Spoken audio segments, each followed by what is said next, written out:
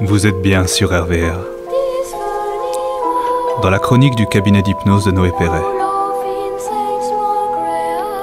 Présenté par Noé Perret.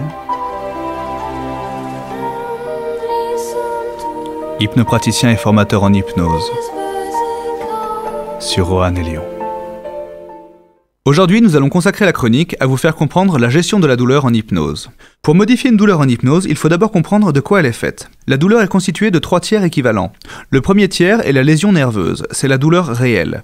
Quand nous nous blessons, nous coupons ou pinçons des nerfs, nous envoyons un signal électrique au cerveau pour lui dire qu'il y a un problème. Cette information est traduite dans le cerveau comme étant une douleur. Le deuxième tiers de la douleur est la douleur d'anticipation. C'est une douleur du futur. Nous avons mal de risquer d'avoir mal plus tard. Par exemple, si je tiens un scalpel au-dessus de votre main en vous disant que je vais l'enfoncer dans votre chair sans vous anesthésier, vous allez avoir mal rien qu'en imaginant la douleur que vous risquez d'avoir.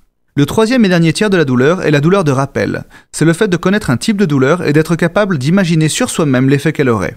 Quand un homme voit un autre homme se prendre un coup de pied dans les parties génitales, il va également avoir mal parce qu'il va s'imaginer sa douleur à lui s'il l'avait ressentie. De la même manière, une femme aura mal au sein par association si elle voit une autre femme se prendre un coup violent dans la poitrine.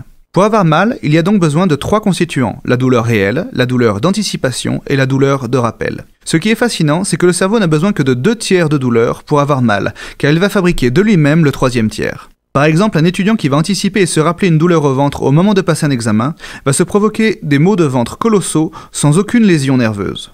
En hypnose, un hypnopraticien va faire le travail inverse pour anesthésier. Il va faire en sorte que la personne n'anticipe pas et ne se rappelle pas un type de douleur. La personne sera donc anesthésiée car il sera plus simple pour son cerveau de supprimer la douleur réelle que de refabriquer les 2 tiers d'anticipation et de rappel que l'hypnopraticien a déjà enlevés. Il faut réaliser une chose, un individu génère entre 3 et 4 000 anesthésies par jour. En effet, nous ne sentons quasiment jamais la texture de nos vêtements, de nos montres ou bijoux, et même de ce que nous heurtons par mégarde dans la rue. Il nous arrive également souvent de nous blesser et de ne réaliser que nous nous sommes fait mal qu'au moment où nous voyons une trace de sang. Nous générons donc chaque jour des milliers d'anesthésies. Un hypnopraticien va simplement reprovoquer ce phénomène en hypnose et le maintenir pour vous anesthésier durablement. Je vous donne rendez-vous dans une prochaine chronique du cabinet d'hypnose de Noé Perret pour en savoir plus sur les hypnoses et le fonctionnement de notre cerveau. Cette chronique vous a été présentée par Noé Perret, hypnopraticien et formateur en hypnose, sur Roanne et Lyon.